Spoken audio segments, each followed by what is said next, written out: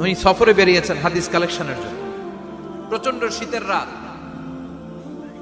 উনি মাগরিবের নামাজ, এশারের নামাজ পড়ে একটা মসজিদে শুয়ে পড়লেন, আর শুয়ে শুয়ে হাদিস পড়তেছেন। কি পড়তেছেন? কথা বলেন। আর মনে মনে ভাবলেন রাতটা মসজিদে কাটায় দেই, ফজরের নামাজ পড়ে আবার বেরোবো। কিন্তু দারোয়ান এসে বলে মসজিদে থাকতে পারবেন না, ওঠেন। দারোয়ান আছে না, কথা কন। আহমদ ইবনে হাম্বল বললেন আমি শুধু রাতটা থাকতে চাই, আমি তো ফজরেরও মুসল্লি, ফজর নামাজ পড়বো তো এই মসজিদে, আমার থাকতে দাও। দারোয়ান তো দেয় না, কেনা মসজিদে থাকার জায়গা না, যান মিয়া।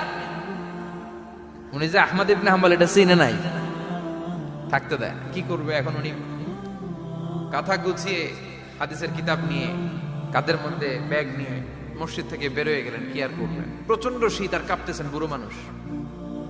পথিমধ্যে দেখলেন বাজার,